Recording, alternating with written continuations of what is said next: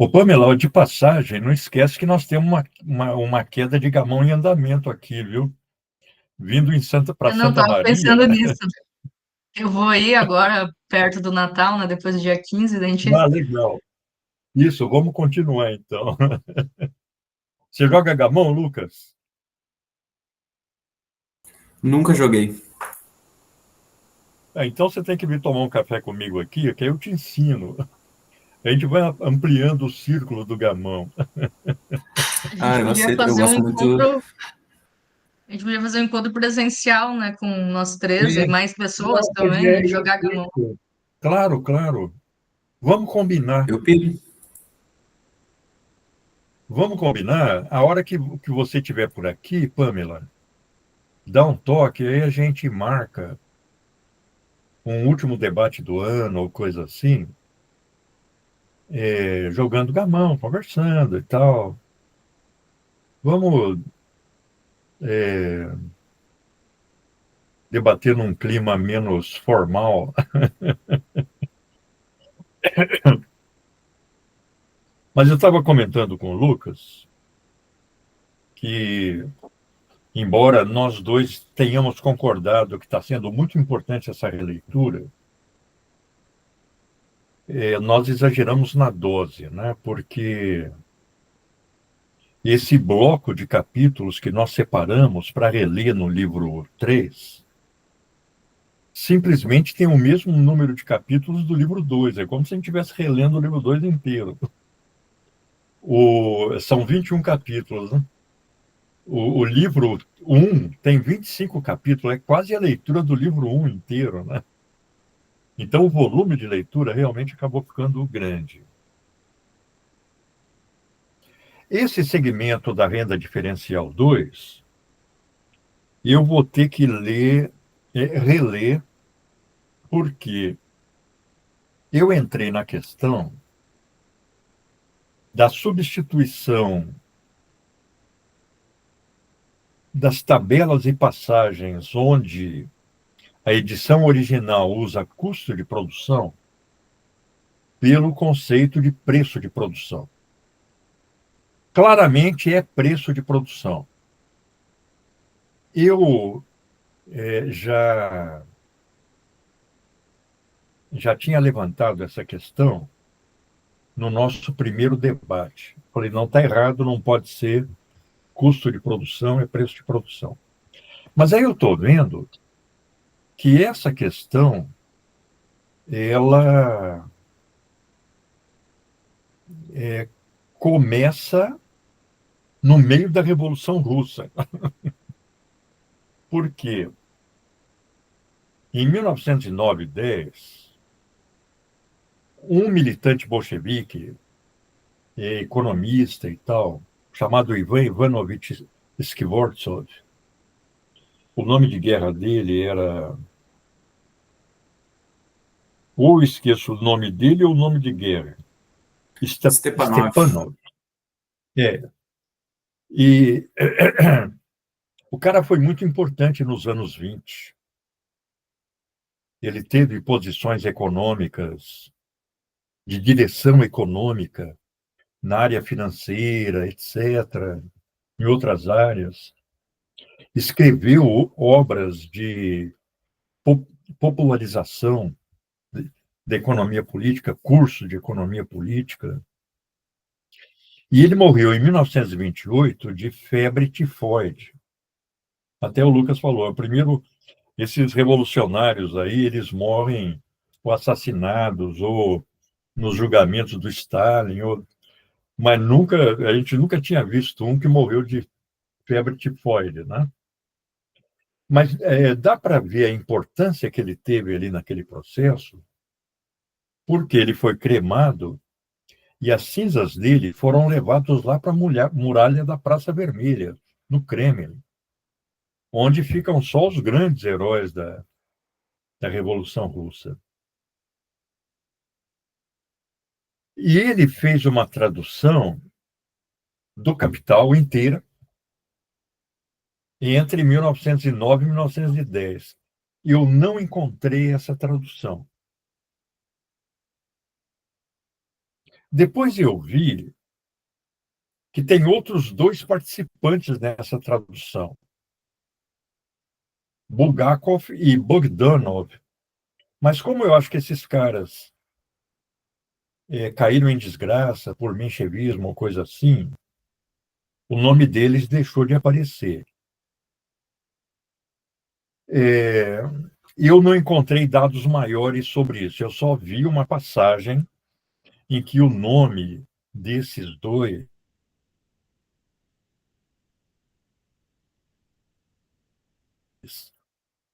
é apresentado como participante da tradução. Só apresenta o nome desse Stepanov, Skvortsov. E ele, na tradução do livro 3, ele mudou em todas essas tabelas e no meio do texto custo de produção por preço de produção, que é o caso. Não tem sentido você pôr custo de produção naquelas tabelas, porque está errado, não fecha a tabela. Nas tabelas, o Marx fala adiantamento de capital, então ele põe lá capital, e depois, no lugar, onde está custo de produção, claramente é o preço de produção, que, por exemplo, na teoria do Marx sobre a renda diferencial 1, no solo A, que é o solo menos fértil, para ele, esse preço de produção não deixa nenhum sobrelucro, portanto, não produz renda. Quer dizer, o solo menos fértil é aquele em que o que o arrendatário obtém é exclusivamente o preço de produção, ou seja, é o custo de produção mais a taxa média de lucro. Então não produz renda, porque a renda ela é derivada desse lucro extraordinário. No caso da renda diferencial 1, das diferenças de fertilidade do solo, dado um preço de produção, e no caso da renda diferencial 2, do resultado dos diferentes investimentos de capital no mesmo solo. Então, claro, a renda diferencial 2, ela se desenvolve sobre ou com base na renda diferencial 1, mas ela é a que prevalece, porque ela expressa o desenvolvimento do capitalismo no campo, que vai mudando a terra, para pior ou para melhor. O investimento de capital, ele pode piorar as condições de fertilidade do solo, ou pode melhorar. E é essa análise que o Marx faz, através de cansativas simulações, nesse capítulo 43, particularmente. E aí, esse Stepanov, na tradução que ele faz, muda tudo para preço de produção. Eu peguei aqui a edição de 1923, que é uma reimpressão, praticamente, com pequenas correções, onde está custo de produção, ele põe preço de produção. Acontece que o Lenin elogiou muito essa tradução. O Lenin falou, olha, essa é a melhor tradução russa. E aí, a militância bolchevique começou a ser formada com base nessa tradução. Quando foi organizado o Instituto Marx Engels, o Ryazanov, que foi o primeiro organizador, ele começa a imprimir o Capital com base nessa tradução. Eu baixei aqui uma edição de 1923, eu só não consegui o livro 1. Mas aí eu consegui a reimpressão de 1932 e do livro 1. Mas para ir para essa discussão, o livro 1 não interessa, porque a mudança está toda no livro 3. Aí a edição de 1923 apresenta preço de produção em todo o livro 3, em todos os capítulos da Renda da Terra, em todas as tabelas e no meio do texto também. Eu só vi um trechinho em que essa edição deixou custo de produção. Enquanto que a edição alemã, de 1894, tem lá custo de produção. Aí todo mundo traduz custo de produção sem questionar. Todas as edições brasileiras estão custo de produção. Mas aí, a primeira edição das obras do Marx e Engels em russo incorporou essa tradução.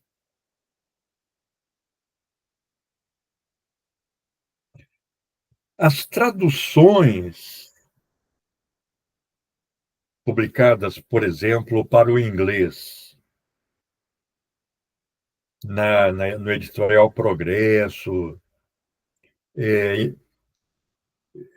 se baseavam nessa edição russa. Então, você pega a edição em inglês publicada na União Soviética, nos anos 50, é essa tradução. Então, só tem preço de produção. Outras traduções que foram feitas com base na russa também incorporaram. Por exemplo, eu vi a edição tcheca que está lá no site marxists.org, está preço de produção. Eu vi uma edição sérvia, preço de produção. Claro, eu só traduzi a tabela, né? Porque eu não sei sérvio nem tcheco. Mas na tabela você põe lá no tradutor, dá preço de produção. Ou seja, essa tradução russa, ela seria também a base da segunda edição das obras em russo, que é dos anos 50.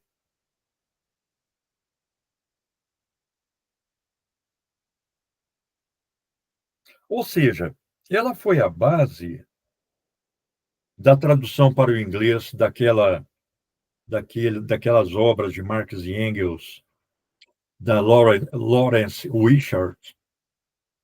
Essas obras do Marx e Engels, da Lawrence Wishart, ela foi montada por uma equipe formada por marxistas ingleses, entre eles o Hobsbawm, o Morris Dobb, e soviéticos. Era uma comissão constituída por intelectuais soviéticos e intelectuais ingleses para montar essas obras em inglês. Ou seja, todas aquelas edições baseadas na Marx Engels Werk e baseada na edição do Engels de 1894, mantiveram custo de produção. A italiana, do Partido Comunista, as novas italianas também.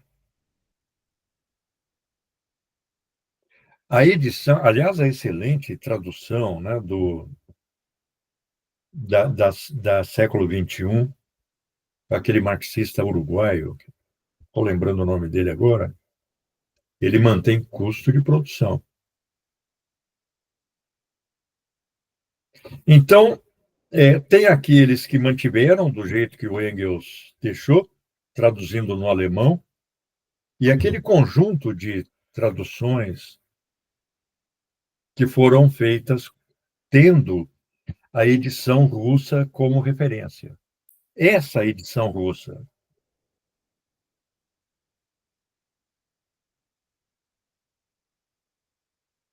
E aí, entrando nessa polêmica, eu vi que eu entrei nessa polêmica a propósito das sugestões que eu estou mandando para o Ubu. Então, eu estou nos capítulos anteriores, que eu mandei desse lote que nós estamos discutindo, eu falei, ó, muda aí preço de produção por custo de produção por preço de produção. Agora, no capítulo 43, é o capítulo inteiro, tem que mudar tudo. Não sei se eles vão, que aí é uma decisão política, né? Eu falei, olha, não é erro de tradução, o original está errado. O que eu não consigo entender é como eles mantiveram isso. Como o Engels, estava lá o Kautsky,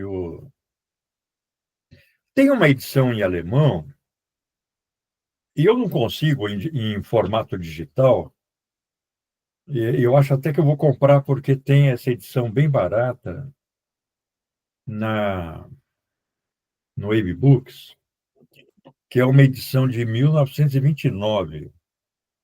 É uma edição do Capital que foi feita pelo filho do Kautsky, o Benedict Kautsky.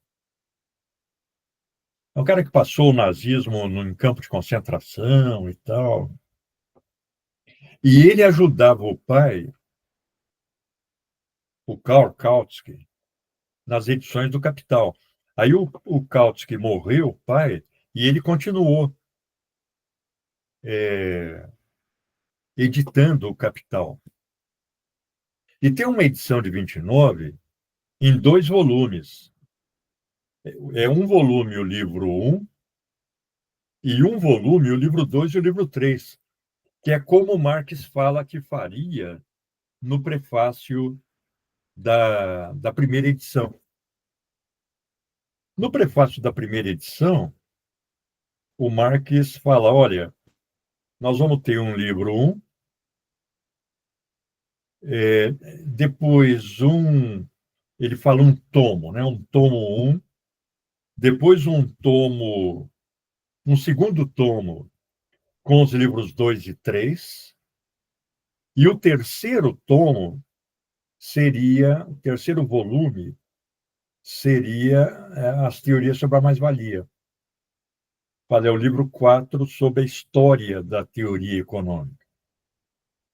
Então, esse Benedict Kautsky, ele publica essa edição do Capital em 2 volumes, o livro 1, e o outro, um volume só com o livro 2 e 3.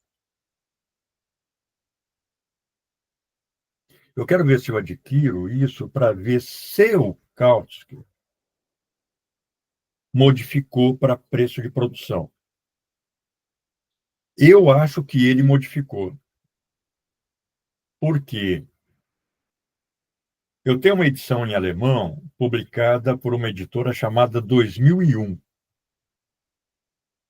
Em 2018, que foi a comemoração do aniversário do Marx, né? Acho que o segundo centenário do Marx.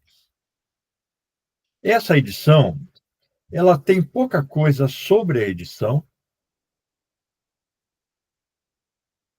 e nessas pequenas observações, eles falam, olha, entre colchetes, notas do Marx, entre parênteses, notas do Engels, e entre sinais de maior e menor, notas do Benedict Kautsky. Então, eu acho que eles fizeram essa edição da editora 2001 com base na edição do Benedict Kautsky. E essa edição alemã, ela traz preço de produção em todas as tabelas. É interessante isso. É a primeira edição alemã que eu vejo que traz preço de produção. Eu acho que não é recente isso, eu acho que é coisa lá do Benedict Kautsky, aquela edição de 1929. Eu quero adquirir essa edição só para checar isso. Até porque está barato também.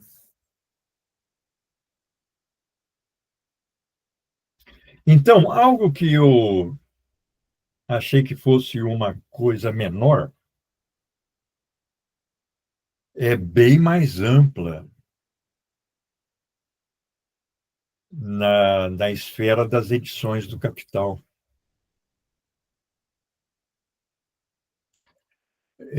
Lendo sobre as edições russas do Capital, por exemplo, o Lenin, ele condena uma tradução feita pelo Gurvitch e pelo Struve.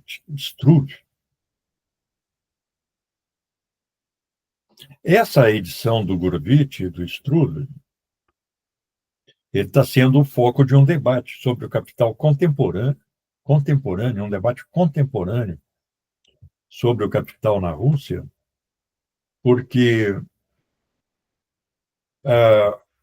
o Danielson e depois o Stepanov, eles traduzem valor como Stoimost.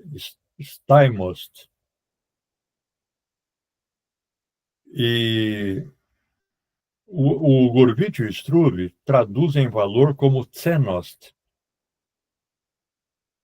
E aí, os economistas contemporâneos da Rússia estão dizendo que a palavra correta para valor em russo não é Stoimost, como usa o Danielson e o Stepanov, mas Tsenost. Eu procurei num dicionário russo que eu tenho aqui, foi publicado na União Soviética, e realmente a palavra Stoimost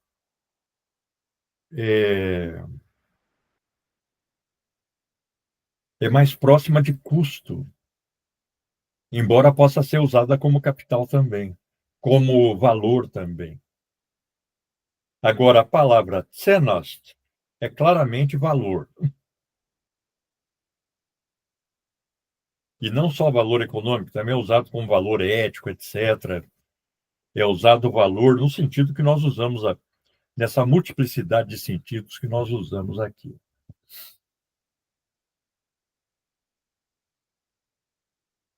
Mas o Lenin, ele falou, esse Struve quer destruir o marxismo. Nem lê a tradução dele. E aí uma homologação do Lenin ou uma condenação do Lenin tinha um peso enorme, né?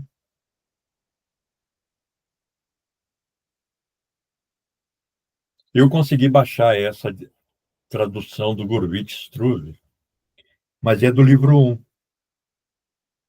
Não, é do livro 1, mas eles usam Tsenost no lugar de valor, né? O problema é que não teria uma palavra na língua russa que fosse tão inequívoca para a tradução do Wert, que é o valor em alemão.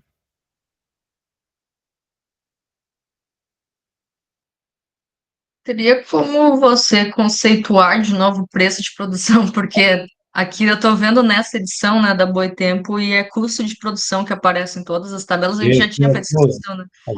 Só que, e aí eu não. E aí o título dos capítulos é o preço de produção, né? E aí ele não aparece assim, só que. Pois é que o conceito de preço de produção combina o que o Marx apresenta aí no início do livro como custo de produção, que é o C mais V. É a componente do capital constante e do capital variável no valor da mercadoria. Inclusive, o Marx faz uma observação. Aí, essa observação até poderia ensejar que a expressão custo de produção pudesse ser usada aí nesse contexto. Que o Marx fala, olha, custo de produção da mercadoria é C mais V só para o capitalista. Porque para o trabalhador, o custo da produção da mercadoria é C mais V mais M. É o capital constante, é o capital variável, mais a mais-valia. Como a mais-valia entra de graça para o capitalista, ele não incorpora a mais-valia no custo de produção. Mas acontece que, quando o Marx está falando de custo de produção, ele está falando da constituição do valor da mercadoria nas condições da produção capitalista. E aí ele considera que o valor da mercadoria, que é C mais V mais M, sofre uma transfiguração nas condições da concorrência capitalista. O valor da mercadoria se apresenta na forma transfigurada do preço de produção. Bom, antes de desenvolver o conceito de preço de produção, e depois de desenvolver o conceito de custo de produção, o Marx desenvolve o conceito de lucro. Ele fala, olha, lucro é a forma mistificada com que o capitalista toma consciência da mais-valia. É uma mistificação que, inclusive, esconde a mais-valia e que leva o capitalista, com frequência, a imaginar que ele obtém esse lucro na esfera da circulação. Não só o capitalista, mas também vários economistas políticos. O lucro é expresso pelo Marx e pelo capitalista na forma da relação da mais-valia com o conjunto do capital. Então, não é como no conceito de mais-valia, de massa de mais-valia, de taxa de mais-valia, a relação de M, que é a massa de mais-valia, com V, que é exclusivamente o capital variável. O lucro se apresenta na forma da relação da mais-valia com o conjunto do capital com C mais V.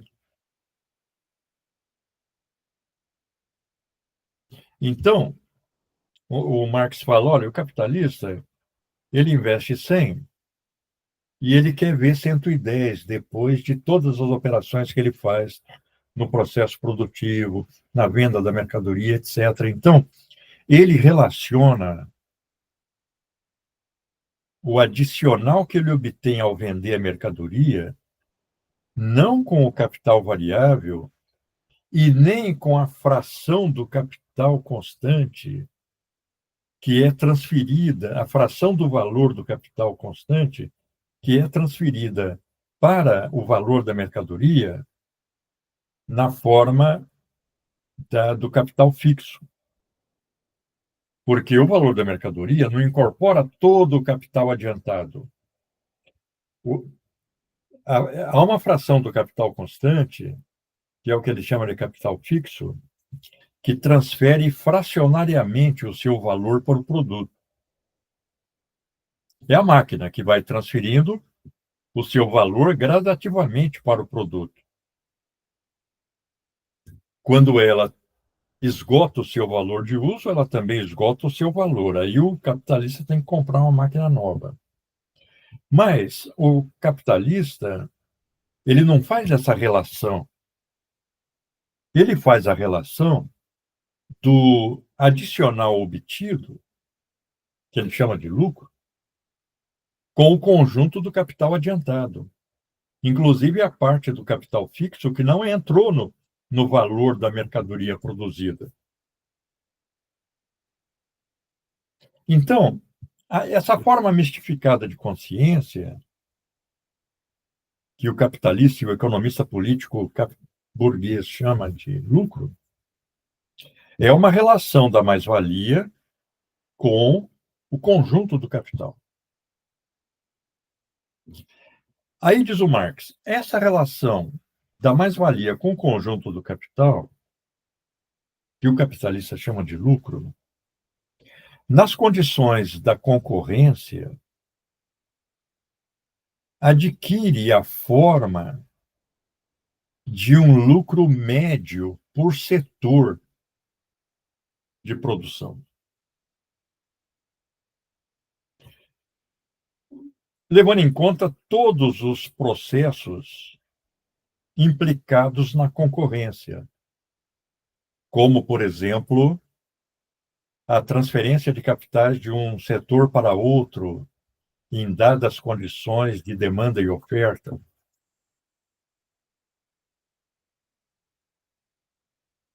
A taxa média que se forma em cada ramo de produção dá origem a uma taxa geral de lucro, que é resultado de um prolongado e complexo processo de concorrência entre os capitalistas. Essa taxa geral, ou taxa média geral de lucro, vai ser distribuída, diz o Marx, para cada capital individual na proporção da grandeza de cada capital individual. Então, o que o Marx chama de lucro médio, ou taxa média de lucro, é a relação entre o lucro médio, ou a taxa média de lucro, com a grandeza do capital individual.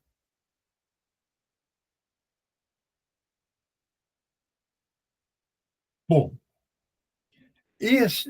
a noção de preço de produção, ela vai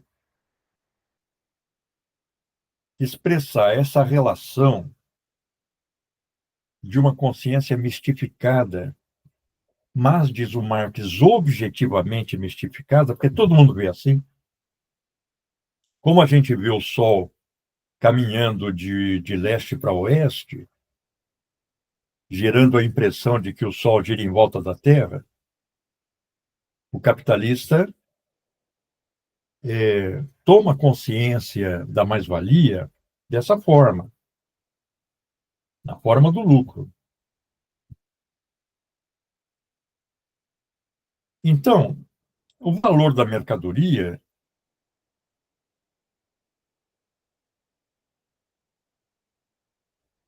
ele, nesse contexto, vai... Porque o valor da mercadoria vai expressar exclusivamente o valor do capital constante transferido para ela. Aí o capitalista vai ver só a fração transferida do capital fixo e todo o capital circulante constante e o capital variável, mais a taxa média de lucro. Então, veja, o capitalista individual, ele só em condições ótimas vai obter a mais-valia que produziu no âmbito da sua empresa. Ele só vai obter a mais-valia que ele produz no âmbito da sua empresa quando essa mais-valia coincide com a taxa média de lucro. Porque, de qualquer forma, a massa global de lucro é a massa global de mais-valia, que vai se distribuir por cada um dos capitais individuais. Não havendo coincidência entre a mais-valia produzida no capital individual e a taxa média de lucro, essa taxa média de lucro poderá estar acima da mais-valia ou abaixo da mais-valia do capital individual. ela vai estar acima ou abaixo de acordo com a composição orgânica desse capital, de acordo com a composição desse capital em capital constante e capital variável. De qualquer modo, não é o valor da mercadoria que se apresenta no contexto das relações de troca entre capitalistas. E na definição do quanto de mais-valia cada capitalista individual vai obter.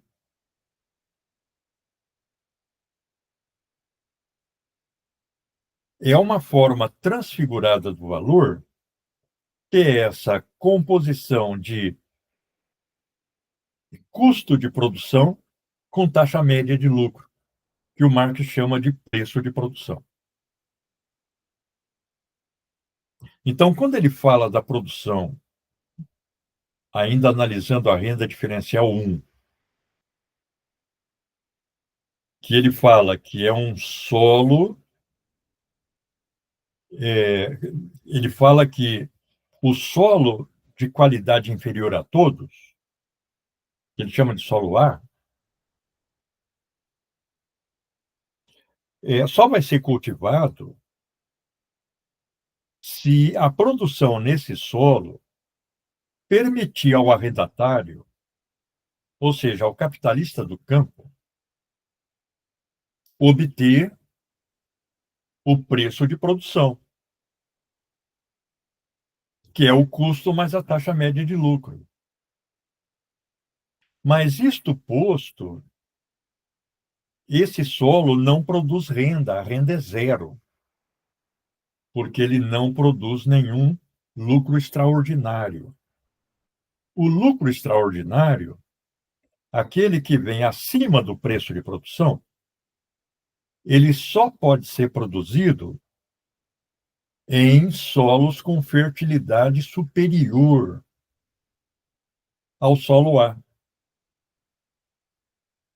Então, ele fala, o solo A só vai ser ocupado quando a demanda por alimentos, etc., matérias-primas, permite ao arrendatário obter nesse solo menos fértil, pelo menos o preço de produção da mercadoria que ele produz.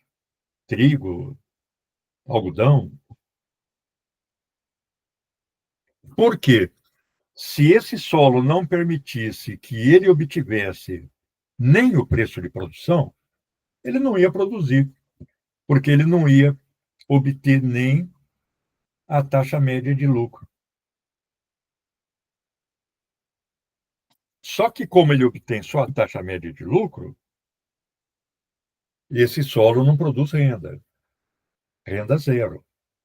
Daí a importância de ter preço de produção no lugar de custo de produção em todas aquelas tabelas e partes interiores do texto.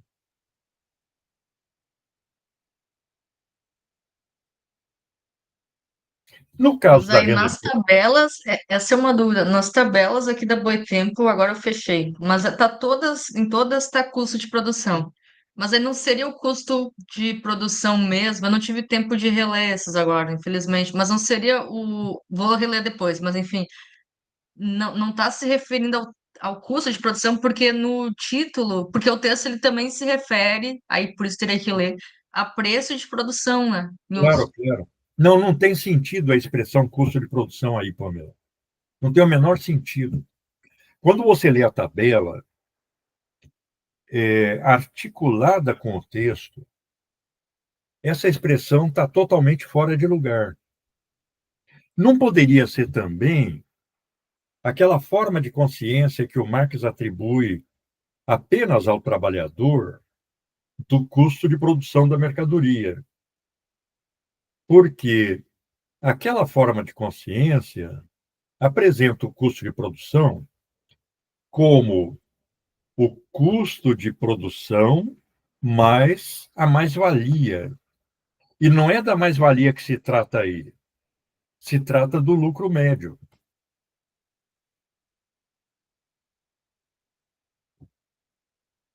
Não é do valor da mercadoria que se trata aí, mas do preço de produção. Por isso que essa tradução do Skvortsov, agora eu não estou lembrando o nome mais fácil dele, do Stepanov, muda tudo para custo de produção. E essa tradução, que eu acho que é a edição do Kautsky, publicada em 2018 pela 2001, põe tudo o preço de produção na edição alemã.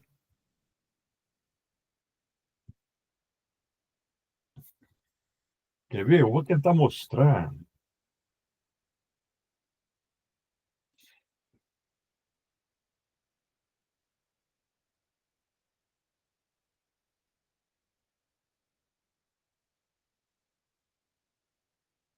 É uma coisa muito legal isso, porque, por exemplo, dá para ver. Deixa eu só responder uma mensagem da minha esposa aqui no Telegram,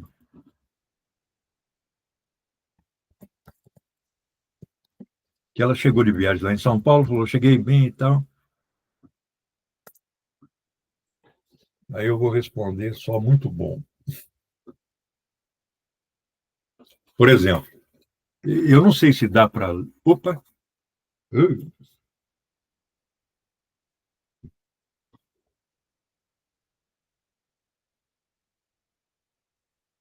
que eu fiz aqui? Ah, tá. Ó, essa edição aqui é a edição, essa edição da 2001. Dá para ver claramente que está aí Production Price,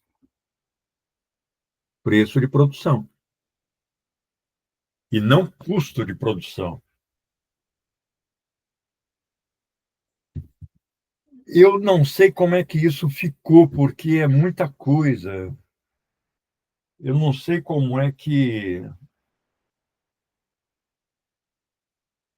isso foi deixado. Você vê que o Engels reescreve partes desse capítulo. Ele estava atento.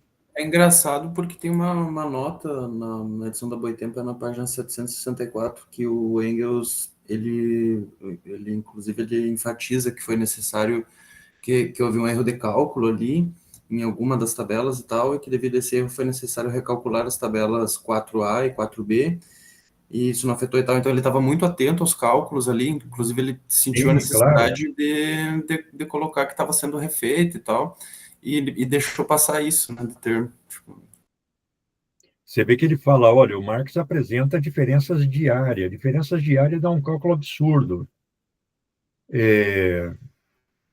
O cálculo só pode ser feito, só tem sentido com diferenças de rendimento.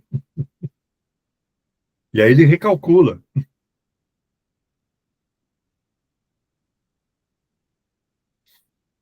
Eu devo ter anotado aqui. Então, como é que passou isso?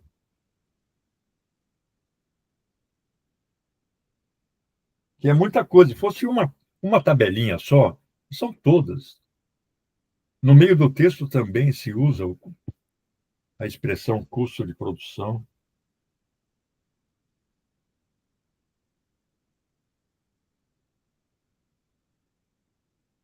e nos títulos Ah, está é, mas preço, lá, né? Muito estranho. e aí, mais pra frente, ali no terceiro caso, que é o, porque ele daí tem a renda diferencial 2 que é o terceiro, que é o segundo caso, preço de produção decrescente, aí tem o terceiro caso, preço de produção crescente, que é os títulos, né? Aí, no texto, assim, ele se refere ao preço de produção como regulador. Aí não aparece nas tabelas, né? Mas ele se refere a esse preço. Aí tem uma tabela 9 aqui na página 779 da Boitempo, por exemplo. Pegando uma tabela só, tá todas as custos de produção. Claro. Aí no texto ele descreve a tabela tal, X, a tabela, no, tabela 11, desculpa. Deixa eu achar aqui. Os custos totais de produção estão em 60 shillings. É shillings? E aí estão lá, tá aqui na tabela. Daí ele vai, os rendimentos em grão são fixados no nível baixo, 10, 12, 14, 16, 18 bushels por acre, aí tá aqui. E o preço de produção regulador que resulta é de 6 shillings por bushel, que ele fala que são os rendimentos, né? Os rendimentos estão indicados em bushels. Teria que relembrar até para lembrar o que que é isso, assim. Mas aqui Não, é antes da é uma tabela. unidade de medida. Uma unidade de medida de trigo, né? Esse aqui tá na renda diferencial 2, terceiro caso, preço de produção crescente antes da tabela 11. Certo. E aí ele se refere Mas assim, aí né? todas as tabelas ali, tipo, ele coloca, segundo caso, com preço de produção decrescente. Aí na tabela, custo de produção. Aí depois, Mas é isso mesmo, Lucas. Pamela, você vê que, por exemplo, eu peguei aleatoriamente uma tabela aqui, que ela nem tem uma numeração aqui. Deixa eu ver, ela está. A minha dúvida é se a tabela não está se referindo ao custo de produção mesmo, tipo, e não ao preço. Certo. Mas veja, por exemplo, nessa tabela está aqui: custo de produção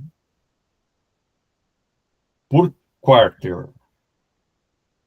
Aí abaixo em libras esterlinas.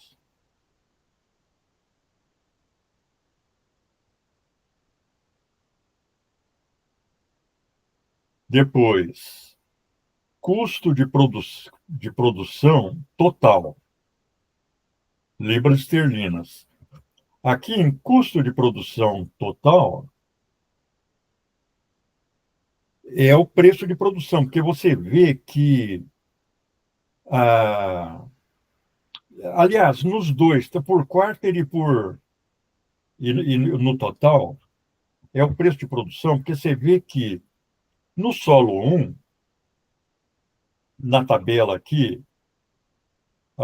que é o solo menos fértil, você tem um valor 3. Depois, no solo 2 você também tem um valor 3. Ah, não, essa tabela aqui é de... Deixa eu pegar uma outra tabela onde está mais claro.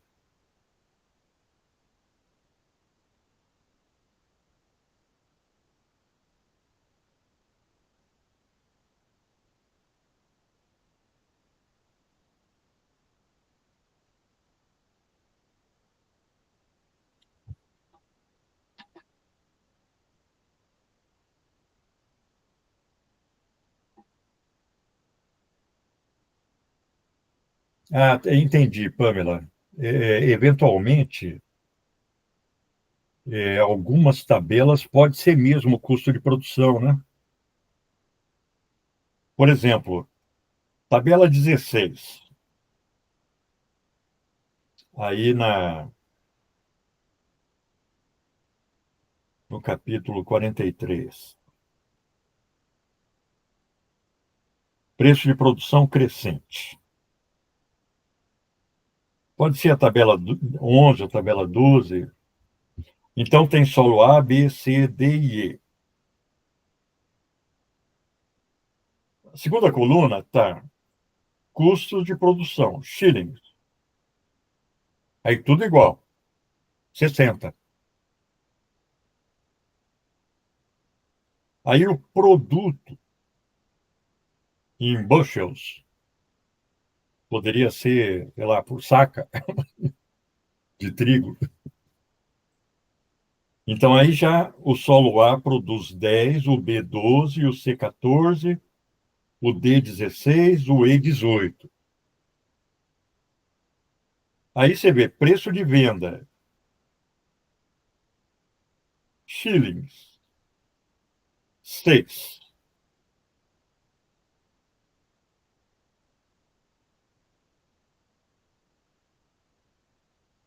Rendimento, 60. Que veja, ele põe o preço de venda por bushel 6. Aí o rendimento dá 6 vezes 10 bushels, 60. Nesse caso, a renda é zero.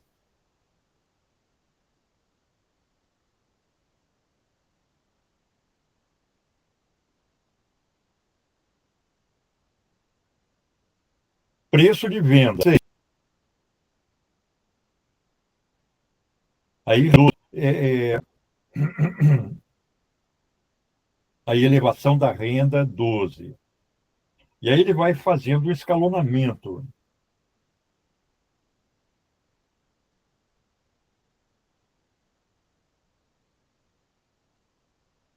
Aqui, onde ele põe custo de produção, shillings, na tabela 11, 60, 60, 60, 60 para todos.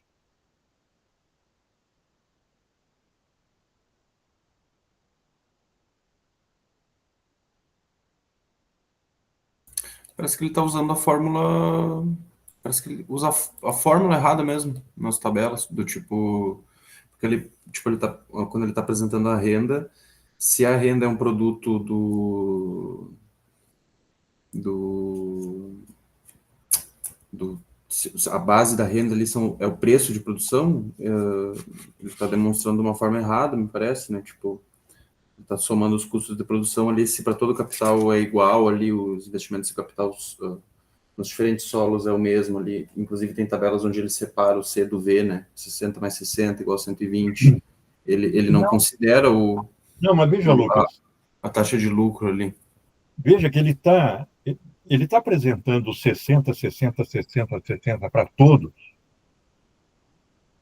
porque esse é o preço de produção de 10 bushels,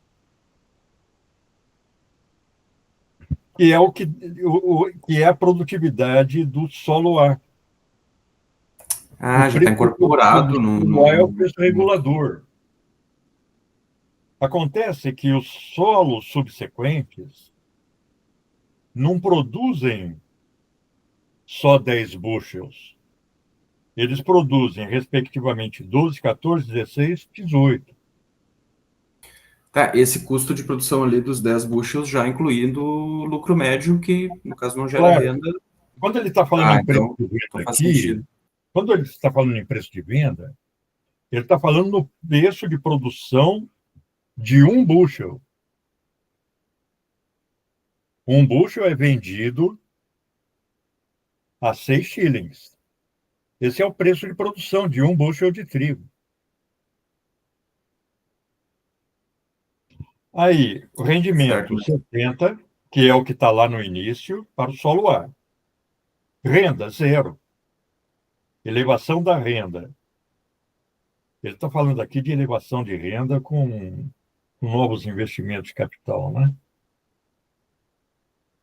E aí ele vai mostrando como o rendimento vai se diferenciando de acordo com o tipo de solo. Por exemplo, quando diminui o preço de produção, deixa de valer a pena produzir no solo A, em condições gerais. Aí, o preço de produção de referência, ou melhor, o preço de produção regulador, passa a ser o preço de produção do solo B, por acre. Veja, ele tá relacionando aqui por acre.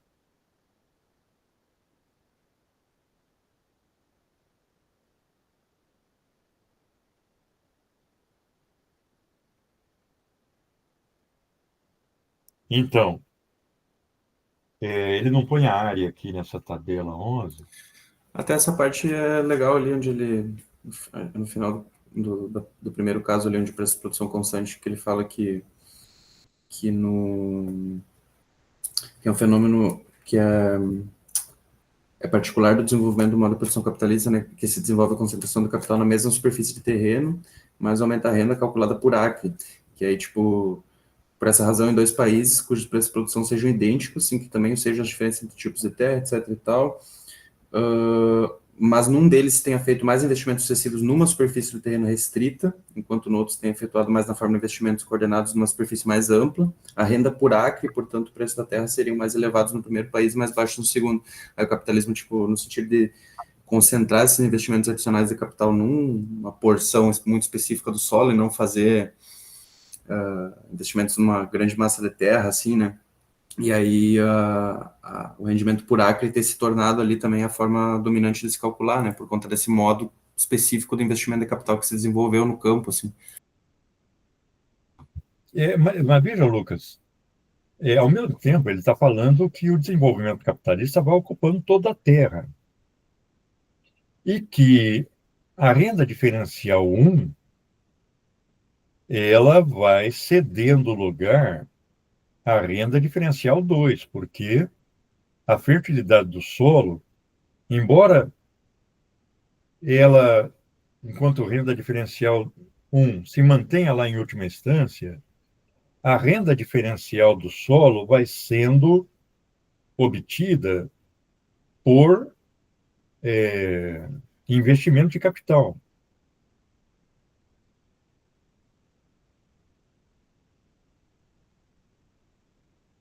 Esse capital ele vai tirar as pedras, ele vai adubar, mas também ele poderá dilapidar o solo.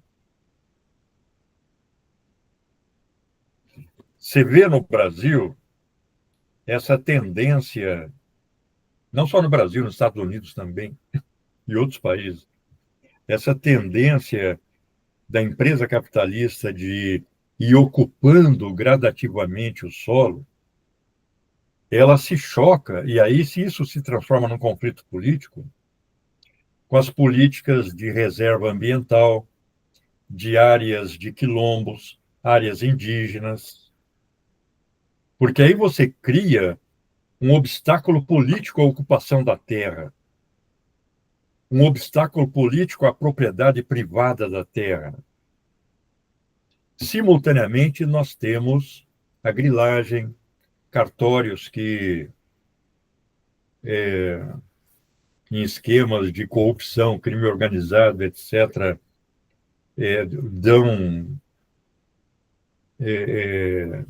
escrituras de terra para grileiros. E uma vez eu li uma reportagem, faz tempo isso, mas diz que no Acre, algumas áreas daria para empilhar 5 escrituras diferentes. São 5 pessoas reivindicando a área de terra. Agora, na Inglaterra, para ele, os solos menos férteis já estavam no limite. Claro, na Inglaterra, uma parte, como ele descreve lá na acumulação primitiva, uma parte da terra foi transformada em reservas de caça, etc., né? Também para assegurar a formação da classe trabalhadora, porque não é só o desenvolvimento do capitalismo no campo. Você tem que impedir o acesso à terra para que o mercado de trabalho se mantenha, ou seja, para que se mantenha a classe trabalhadora. Mas os diversos graus de fertilidade que ele apresenta aí como um dado único, né, de diferenças naturais de solo, é claro que ele sempre menciona também as diferenças de localização. Isso entra também na definição do preço de produção. Mas é o solo mais regular, é o mais irregular, é o com mais pedra, mais arenoso, mais argiloso, mais pantanoso, que requer obras de drenagem. Então, o capitalismo vai transformando a terra para a produção.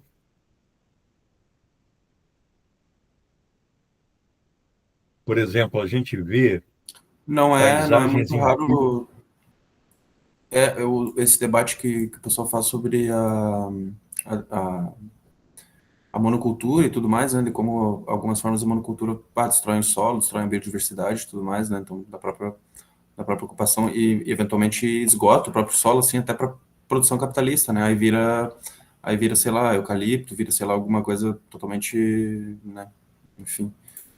Ou é abandonado, né? Tem áreas da Amazônia que você não consegue plantar nada mais, né? Porque a camada fértil do solo é muito superficial, e aí você planta uma, duas, três colheitas colhendo muito, e aí aquele solo do qual você tirou as árvores e tal, a chuva lava e fica só o subsolo, sem fertilidade, né? Aí começa a crescer uma savana.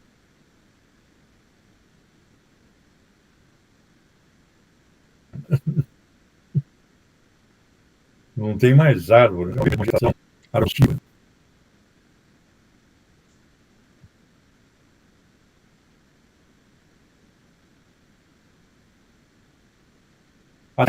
Os as minhas observações lá para o Umbu, eu quero ler devagar, novamente, cada segmento, porque não tem só nas tabelas, tem também no meio do texto. E tem trecho do texto em que é custo de produção mesmo. Então tem que ser um escrutínio atento para ver onde foi substituído, onde se deve substituir e onde não. Por exemplo, no final do capítulo 44,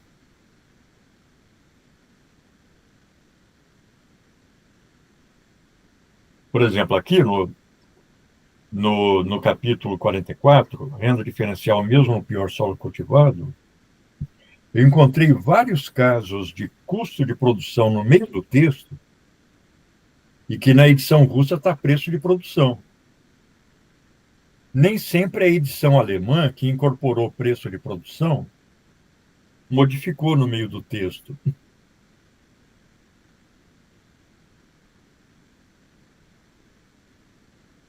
Mas claramente, nesse meio de texto aqui, é preço de produção e não custo de produção.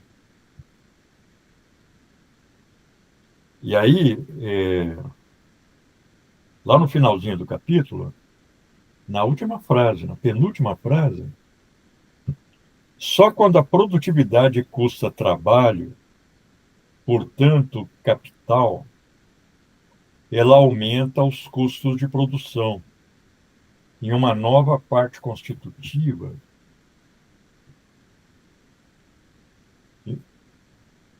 isso aqui é a redação da a redação da Abril não está legal, né? O que não ocorre quando se trata apenas é preço de produção em uma nova parte constitutiva. O que não ocorre quando se trata apenas da natureza, que ele está falando do trabalho aqui, né?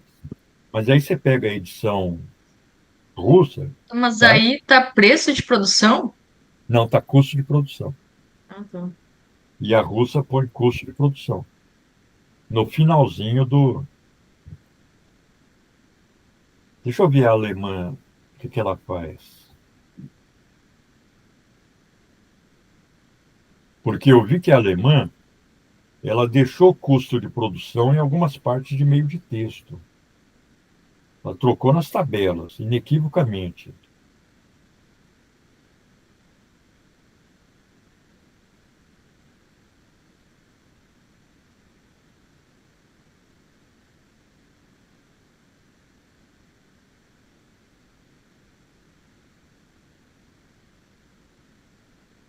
Opa, passei aqui.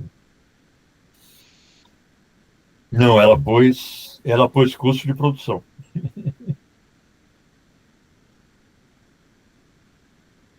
Eu quero entrar nessa confusão aí.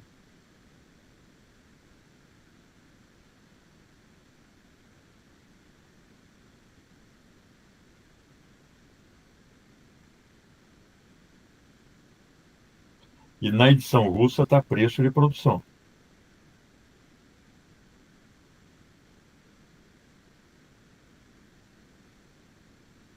vou ver aqui das obras da primeira edição das obras, lá do início dos anos 30.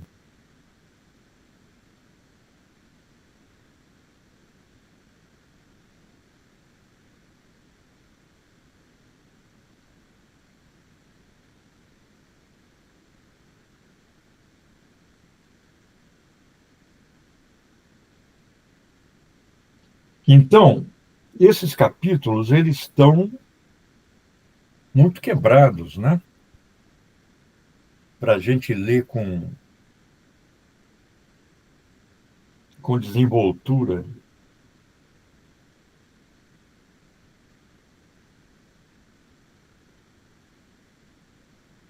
Deixa eu ver aqui.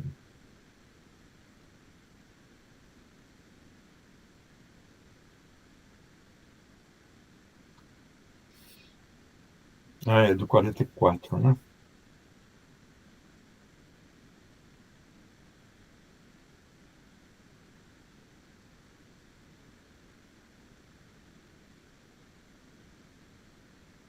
Que se a gente conseguir arredondar esses capítulos, apesar de continuarem chatos pela grande quantidade de tabelas e tal, vai ficar mais fácil ler. Deixa eu ver como é que está aqui. Aí, ó. A edição russa, ela põe Цену-Preiswörtstava. Цена é preço. Preiswörtstava é produção. Preço de produção. Só aumenta a confusão. Só aumenta a confusão.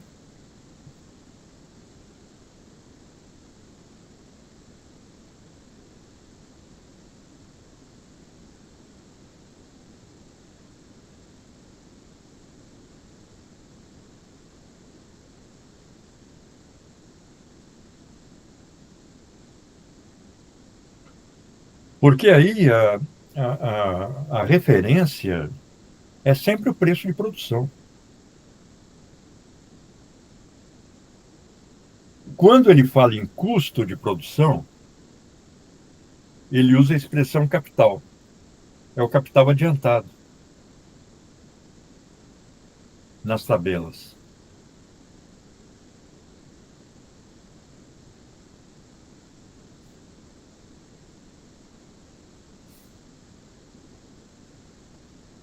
E aí, claramente, quando ele fala capital, o número é bem menor do que o preço de produção, porque o preço de produção contém a mais-valia. E o capital é só capital constante mais capital variável.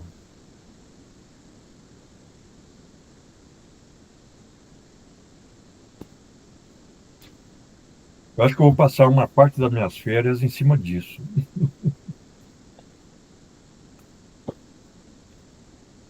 Eu também tô achando. Mas é interessante, né? Porque ao ler capítulos como esse, principalmente da renda diferencial 2,